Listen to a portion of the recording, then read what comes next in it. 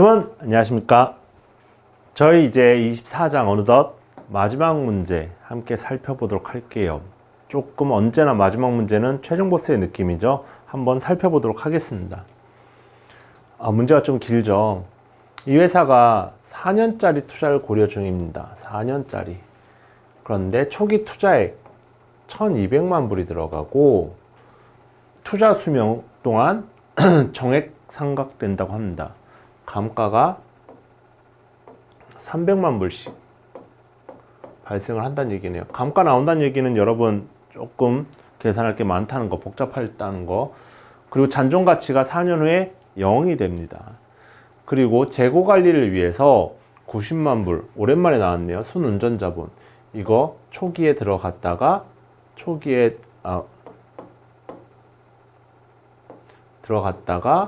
마지막에 다시 돌려받는 거, 회수할 거 기억나시죠? 회수하고 순운전자본에 대한 투자는 수명이 끝날 때 전액 회수가 된다. 이거 다시 돌아온다는 거. 나에게 맨 처음에 초기에 나갔다가 나중에 돌아온다. 이걸 계산해야 된다. 그리고 이 회사는 이 투자를 이남을 위해서 조금 간단히 해줬으면 좋겠지만 매출액이 900만 불 그리고 운영비용이 370만 불 발생을 한다. 세금도 내야 된다. 세금도 21%고 적용되는 할인율은 13%다. 굉장히 정보가 많습니다. 그리고 투자 수명 기간 동안 나타나는 생산 장비의 시장 가치는 다음과 같다. 이게 1년이 지나면 890만 불을 회수할 수가 있다는 거죠. 잔존 가치. 그걸 계산을 해보란 얘기입니다. 자, 이 회사를 4년 동안 가지고 있을 때 이 투자를 4년 동안 진행한다면 NPV가 얼마냐 계산을 해보시죠. 현금 흐름을 천천히 계산을 해봐야 됩니다. 자, 맨 먼저 돈을 얼마씩 버느냐 매년 보시면 매출액 9.1 100만으로 할게요. 매출액이 발생을 하고 비용이 3.7씩 발생을 370만 불 발생을 합니다. 그리고 감가가 300만 불 발생을 하죠. 이걸 빼주면 약 240만 불이 현금 흐름이 수익이 발생을 했나요? 이거는 세해 전. 그럼 여기에서 이제 세금을 빼주면 결국에 순이익이 나오게 되는 거죠. 자, 그런데 영업 현금 흐름은 요 순이익에다가 여러분 돈 안 나간 거 실제로 다시 감가를 더해줘야 된다. 요게 영업 현금 흐름이 되겠죠. 이 로직으로 계산을 하면 240만 불 벌어서 세전 이익이 240만 불이고 세금을 50만 불 내셔야 되고 남은 게 189만 6천 불. 여기에 감가 다시 실제로 발생하지 않은 현금 흐름 더해주면 480만 불 정도의 영업 현금 흐름이 나오는 거죠. 자, 이때까지 문제가 계속 이게 주어졌는데 오랜만에 한번 계산을 해 보아라. 자, 이게 매년 현금으로 돌아오는 겁니다. 그리고 처음에 이제 때려박은 돈은 초기 투자 비용 1200만 불 때려박았고요. 나중에 회수할 거긴 하지만 90만 불의 운전 자본이 들어갔네요.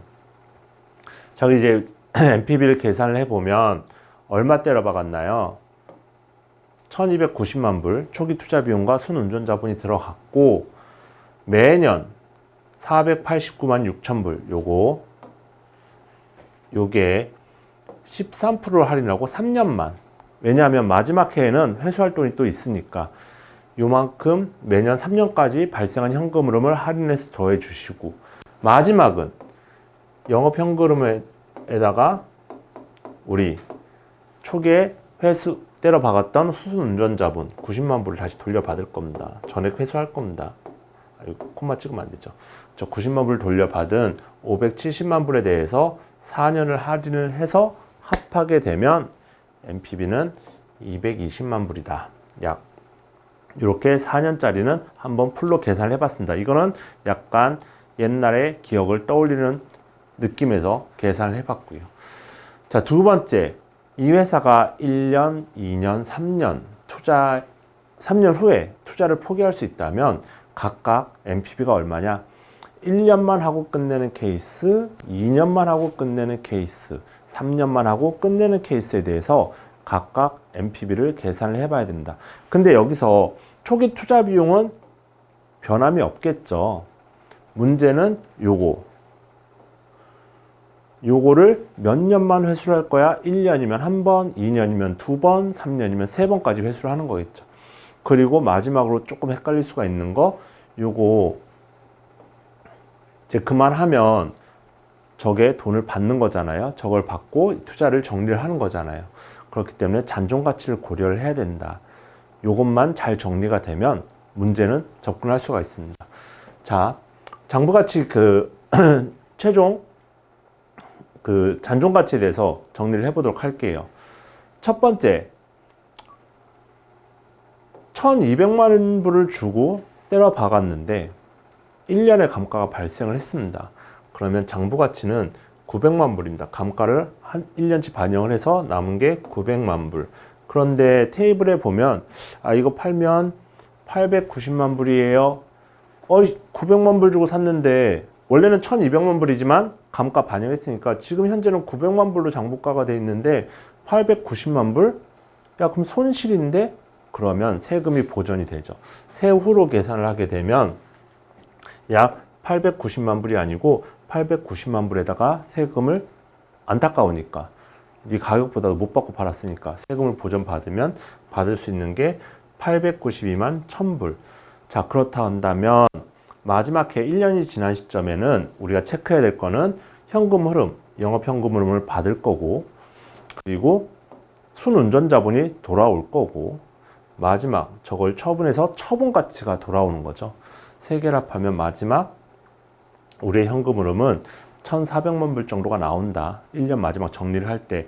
그럼 NPV를 계산할 때 초기 투자 그리고 1년이 지난 시점에 총 현금 흐름을 한 번만 할인해 주면 총 약 12만 3천, 그쵸? 12만 3,800불 정도의 NPV다. 자, 이거를 2년과 3년에 대해서 반복을 해 볼게요. 2년입니다. 2년이 지나면 장부가 1200만 불 주고 두 번 감가를 쳐맞았으니까 600만 불이 남았네. 그런데 이번에는 770만 불이라고? 야, 600만 불짜리 장부가를 주고 샀는데 770만 불에 처리를 했으면 돈이 남았네? 세금 내야지? 그러면 770만 불이 아니고 차액에 대해서 세금을 내면 총 770만 불보다는 좀 적은 730만 불 정도 계산이 되시겠죠. 자, 그럼 현금 흐름, 마지막 현금 흐름을 계산해 보면 마지막 영업 현금 흐름, 운전자분 돌아와야 되고요. 그리고 이거 청산가치까지 계산을 하게 되면 총 1300만 불. 요거 계산하는 게 좀 헷갈리시는 거죠. 자, 그러면 다시 NPV를 구해 보면 초기 투자 비용, 첫 해의 영업 현금 흐름, 그리고 2년만 하고 포기를 할 거니까 2년 후에 마지막 현금을 위해 계산해 놓은 거를 2년에 걸쳐서 할인을 하고, 이건 1년 첫째 발생한 영업 현금을 뿐이니까 합하면 170만 불입니다. 자, 하나 더 해볼게요. 3년입니다. 기계적으로 이제 반복되는 거죠. 장부 가치가 얼마예요? 3년의 감가를 때려 맞고 300만 불 남았습니다. 그런데 530만 불에 팔 수가 있네요. 그러면 돈이 약 230만 불 남겨 먹었으니 세금 내야지. 세금을 내고 회수할 수 있는 건 실제로 돌아오는 건 480만 불 정도. 자, 그럼 마지막 해는 영업현금 흐름, 운전자분 돌아오고 요거 마지막에 청산가치까지 계산을 하면 총 1000만 불 정도.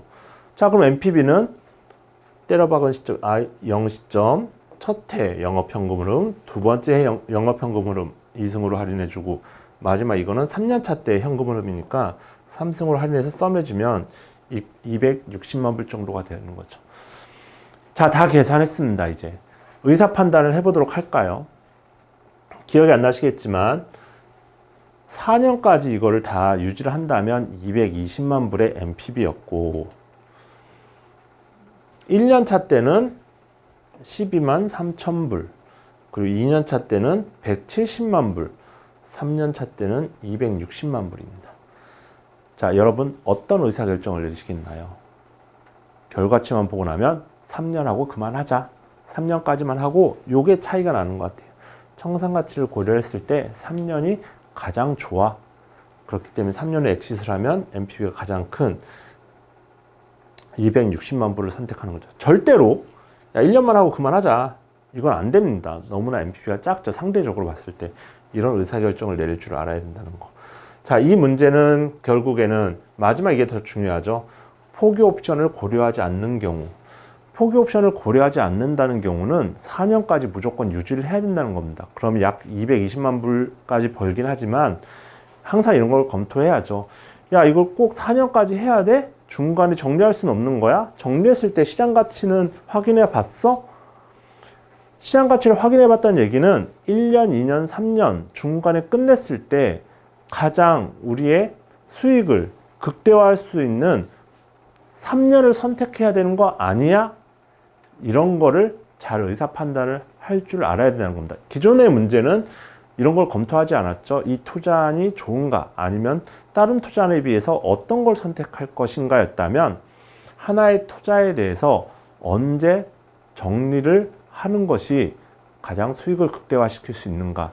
저런 포기할 수 있는 옵션이 하나 있다면 그래서 저희가 옵션과 재물을 같이 공부를 해본 것 같습니다. 자, 24장 마지막 문제까지 풀어봤고요. 저는 다음 시간에 25장으로 찾아오겠습니다. 감사합니다.